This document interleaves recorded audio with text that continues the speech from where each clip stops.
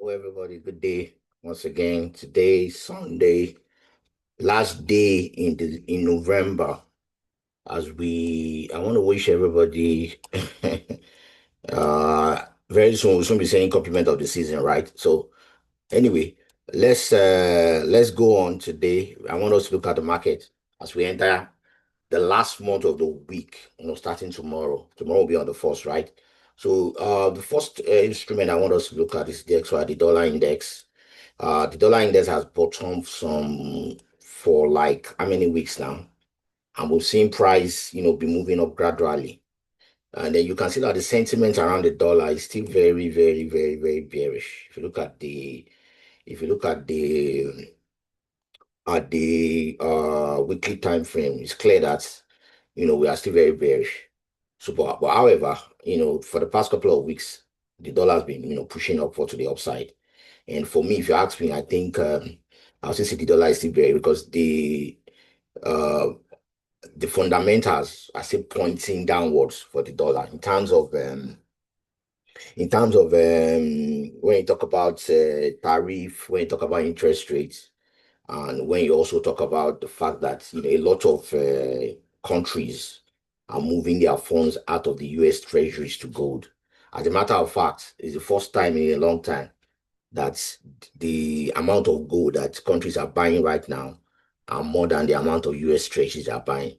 So that's to tell you that sentiment is really moving, gradually, from the dollar dominance, though the dollar is still very dominant. That's why you see that, in a long time, the dollar has been down. And like I said, any movement you are seeing right now on the DXY, on the dollar chart, is actually any movement you are seeing to the upside is actually a retracement, if you ask me.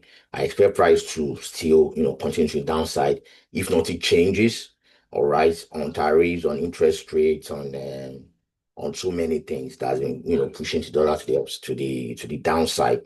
If you look at the CMC, the CME fund rate, the CME group, the CME 2, that's a lot of analysts check for what to expect for the Federal Reserve interest rate that is coming up this week. I think it's on the 10th, sorry, next week. That should be next week.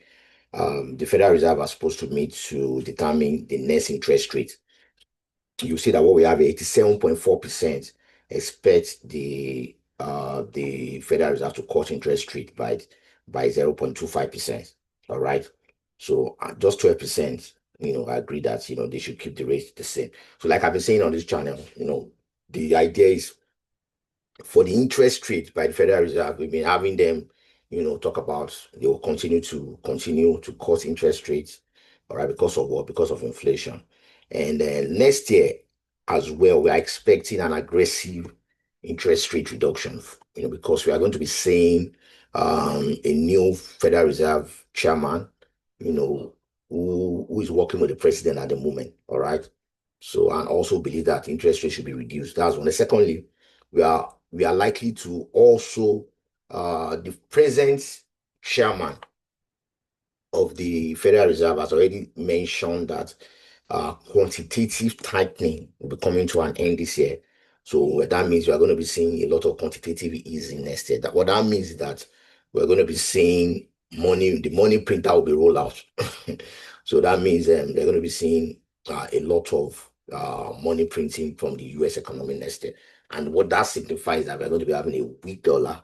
All right, if you have, so meaning that I don't know, dollar can still, keep pushing to downwards below. Right now, we're around 96%.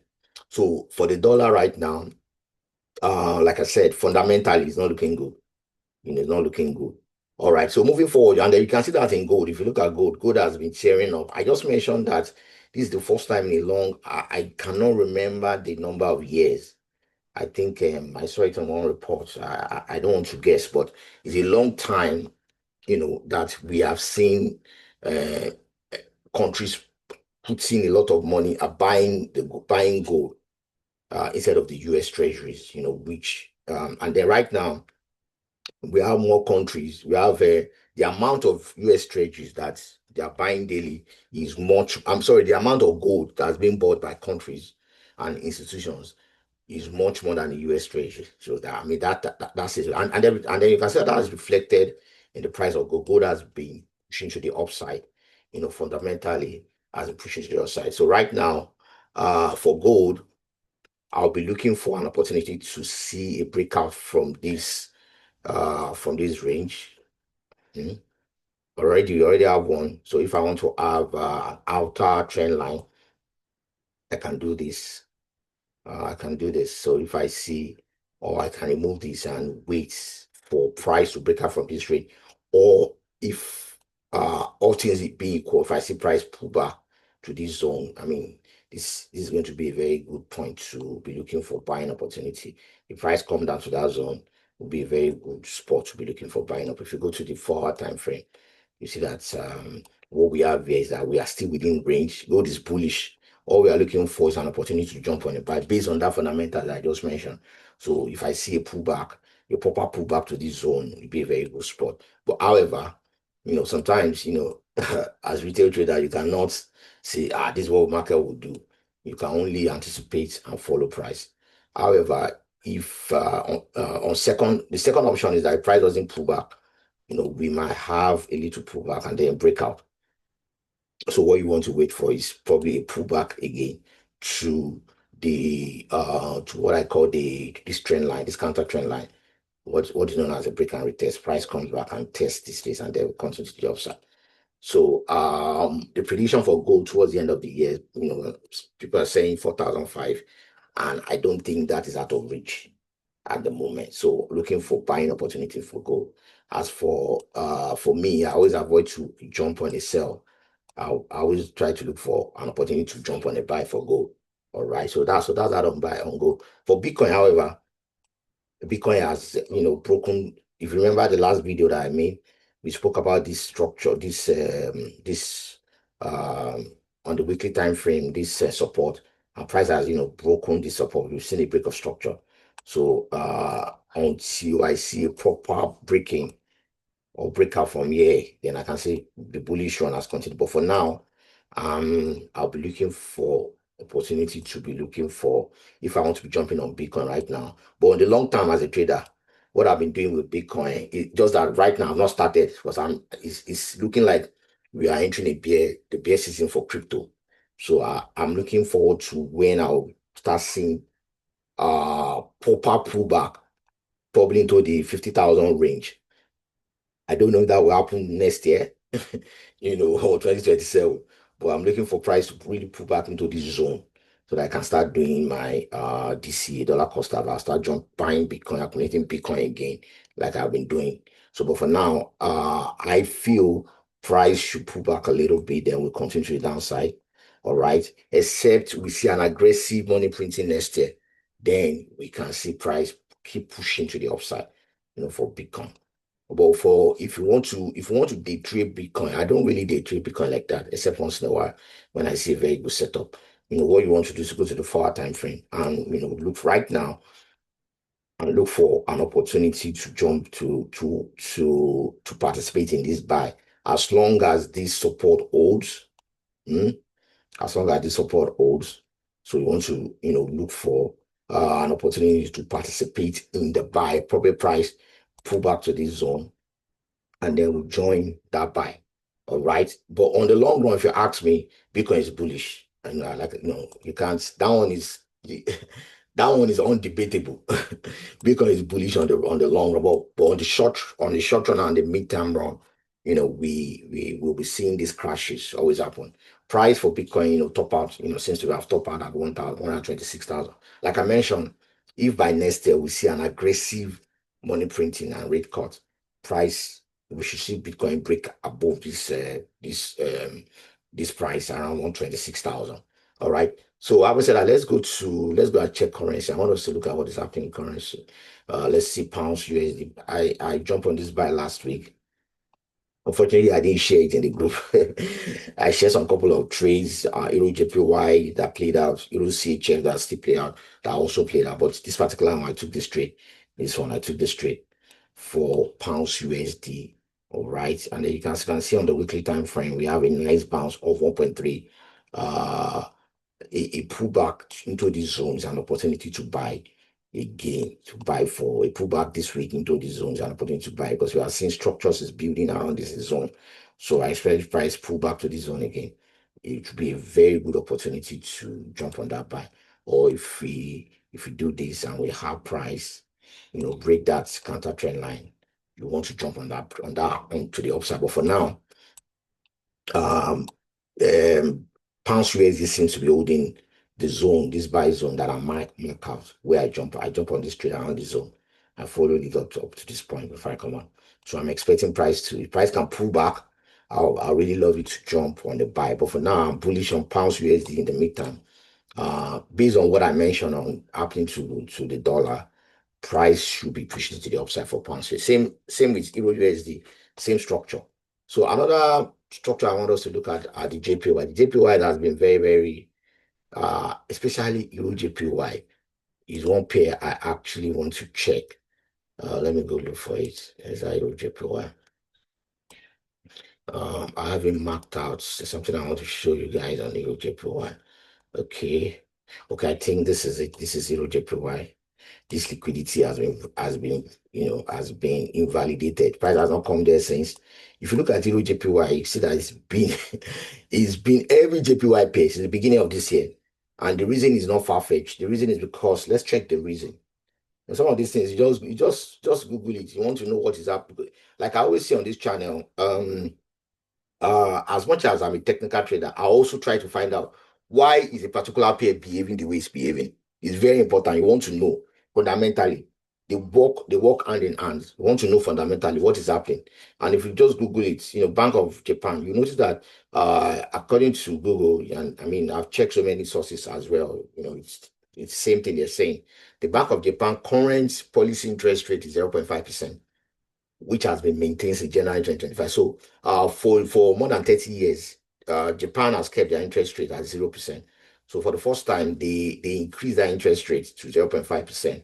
That was in January. If I go back to the chart, let me go show you. If you look at the JPY index, you see that price in January. Let me go to the weekly so that it's very, very clear. Since if I pull my cursor to this zone, this is I think this was, hold on, let me check the dates. Okay, this September. Okay, this is March. Yeah, you see that around this zone since April, price has been coming down. Price has been coming down aggressively. Why? Because the interest rate has been kept low. And then every other Japanese yen pair like pounds JPY, Euro JPY, and every other one has been being one direction. They've been buying, they've been super bullish, even USD JPY. So why? Because they kept interest rate at 0.5%. But however, there's an increasing speculation that the BOJ may raise interest rate at its next monetary policy meeting in mid-December 2025. So we are likely to see a bounce. Why? Because they say the policy that they have kept at 0.5, they want to, the interest rate they kept at 0.5, they want to increase it. So there's a very high probability that in their next December meeting, I think that's 16th and 17th, the Bank of Japan, Central Bank, we are likely to see for the yen, we are likely to see price, do this and because as soon as they announce the increments or they start emphasizing that they'll cut rate in December, we are likely to see price for the Japanese yen bounce off from this zone. All right. And if that happens, what you're going to be having is that you're going to be having a long awaited reversal. I mean, I've seen a lot of people because the truth is, if you look at this price has just been pushing forward. A lot of people have been waiting for them to cut that rate so that at least we can have an ID market. So that we can have at least an ID market. Okay, this is one of the setup we had last week. I think we didn't eat the TP, but I think we did well over 100 pips to the downside. So for me, if you ask me personally, I'm actually eager to see price pull back for Euro JPY. He's been super bullish. He's been super bullish. So for now, I'm trying to avoid to try to pick the top because if you look at the way it's been moving, it's been just in one direction. You see that pull back, and then every now and then it's pulling back. Every now and then it's just, I mean, this is a super bullish pair. If you check pounds JPY as well, same thing. Pounds JPY, same thing, same structure. Same structure, price pullback and then continue to the upside. Any pullbacks is an avenue to add to your position to keep buying. All right. However, if we see the Bank of Japan increase interest rate in December, I think on the 16th and on the 17th, in their next meeting, we are likely to see price pullback, and settle a little bit before we continue that uptrend. Lastly, I want us to check NAS. I want us to check NAS100. I think this trade, I took this trade in one of my accounts. Let me go to the daily time frame. This pullback that we had here, this one right here. I joined that trend. I'm still holding that position because for me, the Nasdaq is a super bullish pair, a pair that you want to be adding and be buying because it's just one directional pair. It's just one directional instrument. Pardon me, it's not a pair.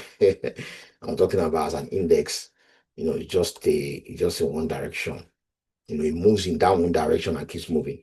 It pulls back, uh, periodically and continue that trend. All right. So, if you have not joined our Telegram channel, please make sure there's a link down in the description. I'm going to be dropping that link. You can join us. Also, if you are not subscribed to the channel, ensure you do so. I'll see you in the next video. Thank you.